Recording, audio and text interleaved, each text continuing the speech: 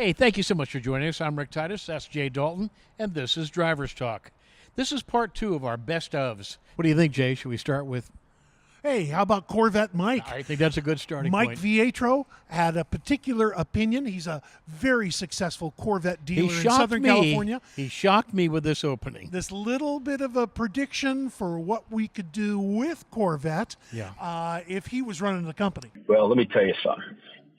The only way this car will ever achieve the status that the European cars are known for is when Chevrolet does what I've been telling people for years: separate the car. This is what Chevrolet needs to do, and the competition has already done it. Away from Chevrolet? One moment. They need a standalone Corvette SUV. A standalone Corvette four-door. And then the performance car in its own dealership. It can be called Corvette, not Chevrolet. Take it out of that environment that it's grown up in its entire life. We're all tired of hearing, Corvette's a great car for the price. Yes. Well, how about it's a great car at any price, and now we don't have to compare it to that any longer because it's its own identity. Turns out Corvette Mike's a smart guy, quality stuff, and frankly, we really enjoyed talking to him. He's a good cat. All that said, Mike Brewer, think that name's become famous enough in the car biz these days? Love the show, love these people, really enjoyed talking to him, Jay. Wheeler Dealers restores some things. He has an eye for what to restore. Yeah. And it's always something that either you wanted or you were curious about. In this case, Lancia Fulvia. Let's take a look at Mike Brewer's clip. My father used to be editor of Sports Car Graphic magazine back in the 60s, and obviously brought test cars home all the time. And one of my faves, besides TVRs, which just will make him spin in his grave that I'm saying that out loud, but I still like them, and he often questioned my judgment on that one.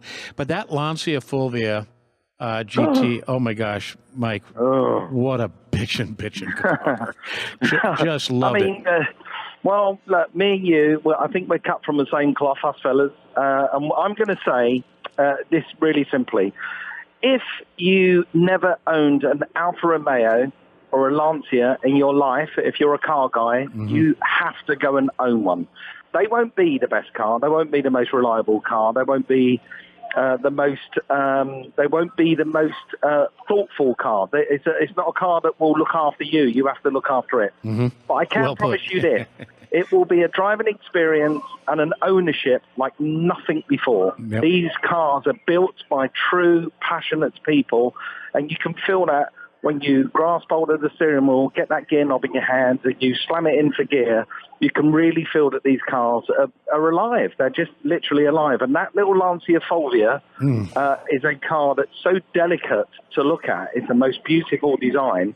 And it just performs so beautifully. That little four-cylinder raspy engine barking away up front, rear-wheel drive, a beautiful little gearbox, wooden steering wheel again. That car is just sublime. Fun guest. We're going to have that young man back on. I got to tell you, they think of the strangest cars to go after, cars you'd be afraid to buy and try to fix yourself, and they make it look so easy, Jay.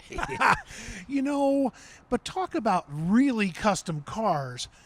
You have a great friend, Steve Mank, who's been on our show a couple of times, and he brought up a subject about an airplane engine. Having friends of yours on the show can be risky, but Steve Mank, who could go by the name Crazy, Wild Horse, Maniac, but incredibly creative, afraid of nothing, and will try everything. And he and his lovely bride have been associated with some amazing custom vehicles. But this one, over the top. With an airplane engine. We brought to SEMA a 1940s Plymouth pickup truck. And it is powered by and does run, now this is the motor swap of motor swaps. It has a Pratt Whitney radial airplane engine in it. I've recently seen this. Yes. I think there's a YouTube now. It's phenomenal. YouTube of this radial engine Plymouth pickup truck? Yeah, it's unbelievable. All right, so practicality was not one of the deltas. Absolutely not. It's been to Bonneville already. Had it really? Yes, it's been to Bonneville already. It got flight clearance? Yeah, it's unbelievable. And even if you get a chance to see the truck anywhere around the nation in the upcoming year, especially starting at SEMA this week, the inside of it is even done up as a correct era 40s, early 50s aircraft cockpit with dual wheels, pedal assemblies. I mean, everything on both sides. It's unreal. And it's all bare metal. It's all finished metal. How do you it's connect riveted. a Pat Whitney to a driveline, though? How do you get an airplane engine? This is what's really amazing is Gary Korn, the guy that built the car, who owns a wrecking yard in Denver, Colorado, is as crazy as I am. He made a gearbox off the back of the shaft that comes out of this motor to adapt it to a Turbo 400 Chevy automatic transmission right into a standard drive shaft and rear axle. I mean, given the nature of the project, I'm not shocked you're involved. I've known you a long time. Thank you, I think. Well, Mankster, thank you. We call that flying real low, but it's what you know how to do. Now, a buddy of ours, again, someone we've known through journalism, automotive journalism for a long time, worked together at Motor Trend magazine. You've seen him on TV shows, a lot of the Barrett Jackson stuff. Matt Stone, very, very knowledgeable guy. The unstoppable Matt Stone, he is who unstoppable. has knowledge far beyond what we can muster up. We did get out of him the top 3 cars that he regretted selling in his career. Enjoy, Matt. He's a kick. All right, if you regret really that cool. sale, Matt, name me another vehicle you parted with that you wish you really hadn't done it.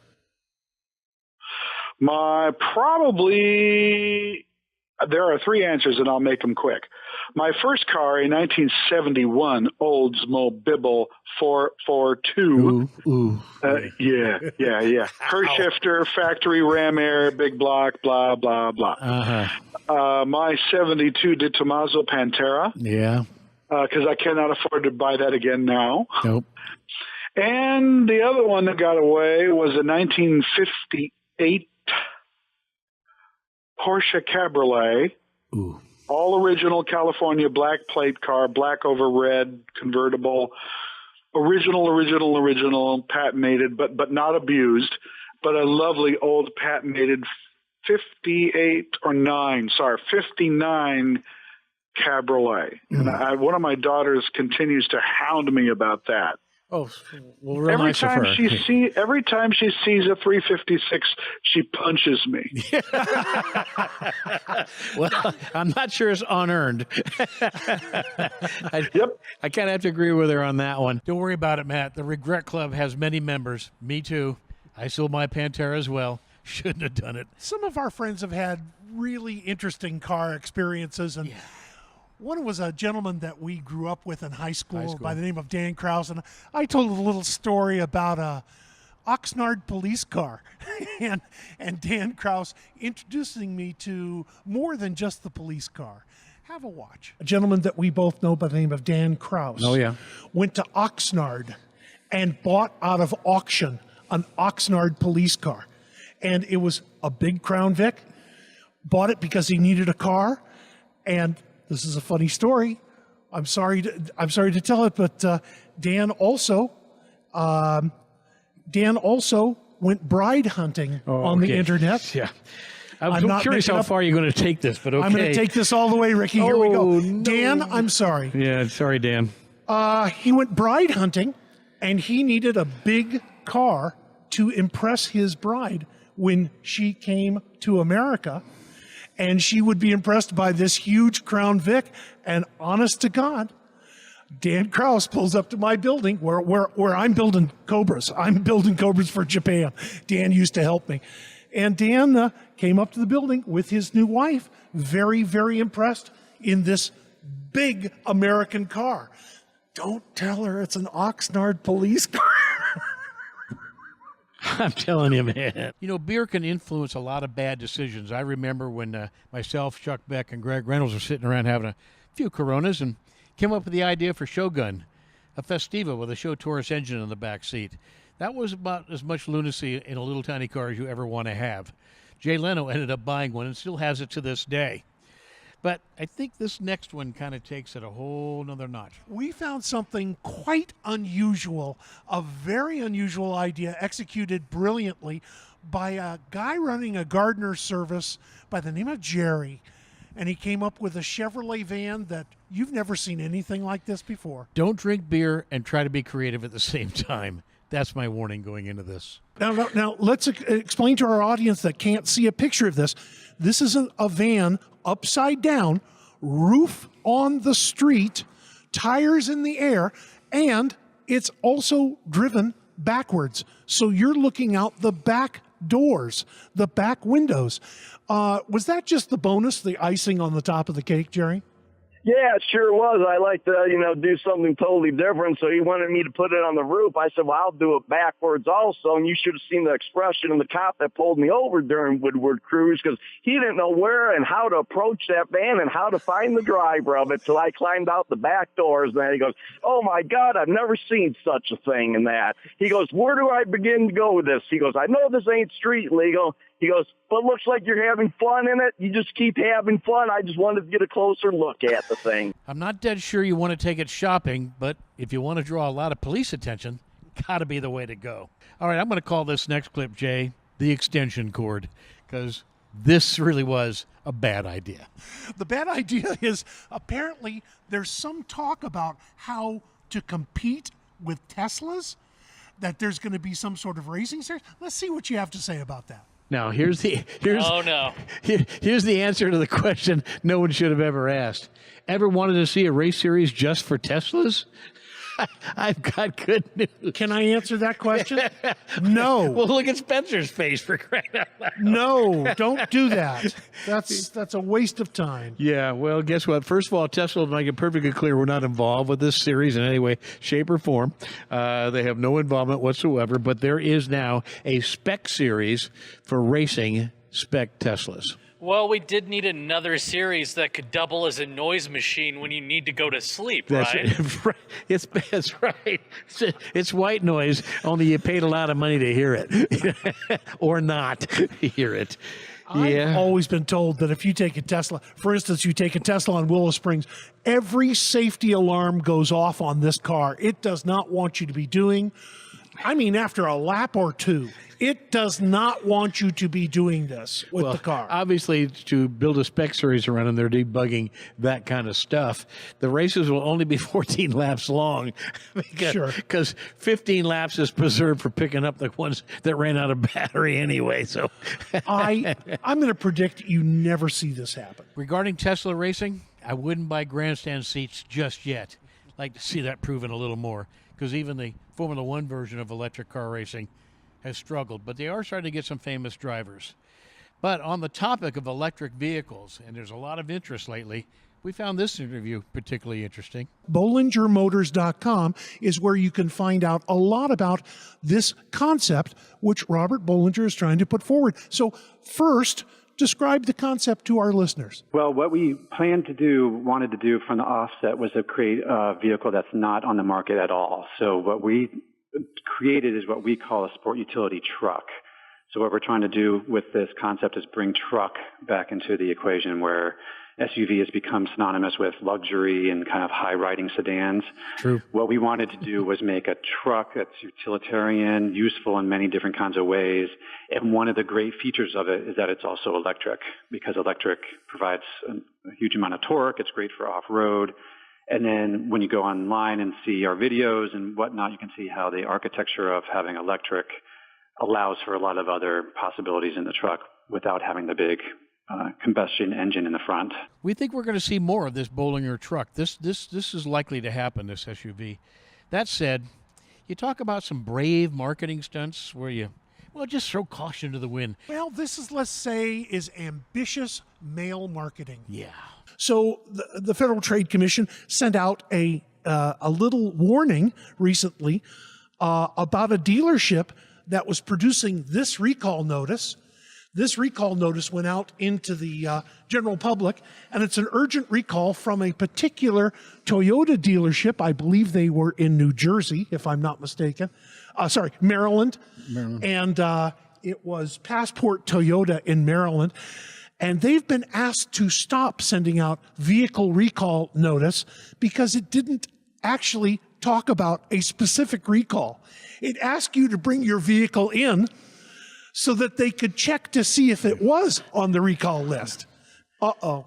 Yeah. Okay. Surprisingly enough, they got away with this with the federal government saying, don't do that. No fines, no jail time, no lawsuits. Wow. Yeah. That's as close to the fire as you can get without I think being we call burned. that cheating death. Yeah. Yes, that's really close. Well, that proved to be kind of one of the best ideas that may well have proven to be one of the worst ideas. Any idea that comes with an orange suit, probably not a good idea.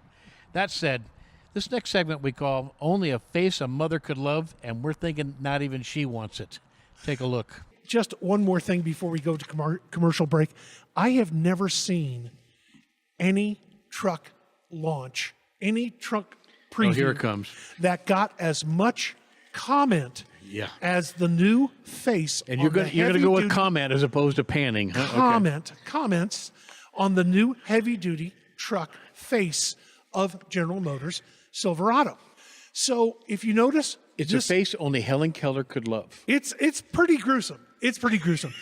It reminded me of the moment that the Aztec came out, and laughter had to be curtailed. Yes. When it came out. So here comes the new heavy-duty Chevrolet Silverado, and this will be on our YouTube channel. It's a lot of Spencer ugly has in one pictures spot. of all of these, but notice how far up the band is that says Chevrolet on this truck. Now, immediately, it got the appeal. This is the real truck, by the way. It immediately got the attention of other artists, and they said, well, wait a minute. Maybe we can fix this by moving the band down a little bit. We can put the band in the center of the grill. What you would normally do, you'd play around with it on Photoshop and make this work. We'll put it in the center, and it looks a little bit better. And then there was another one that came out. They said, well, wait a minute, maybe we ought to put it at the very bottom. At the very bottom, it might look a little better. No, that doesn't work at all. And then on the internet, all heck broke loose. It went wild. Suddenly, Clark Griswold in the Family Fun Truckster shows up, and these guys are making all of these unbelievable grill upon grill upon grill. You see who's laughing the hardest? The head designer here at Shelby American, the key development driver. Vince, you've been here, haven't Vince you? LaValle where you get it wrong, and then you don't quite know how to get it back right again. I'm telling you, if they bring out this face on this heavy-duty Silverado, they are going to be laughed out of town. Can you imagine when that came across the board, came across the table in the boardroom, like, what are we going to do about the face of this truck? I'd start looking for them at Truck Rescue, okay? Does that give you an idea? Hey, thanks so much for being with us as we reminisce over our last 20 years in one format. Next time you see us, be from a new location, a new studio, and a whole new format. Thanks for sticking with us. We look forward to talking to you in the future. We wish you open roads and safe motoring.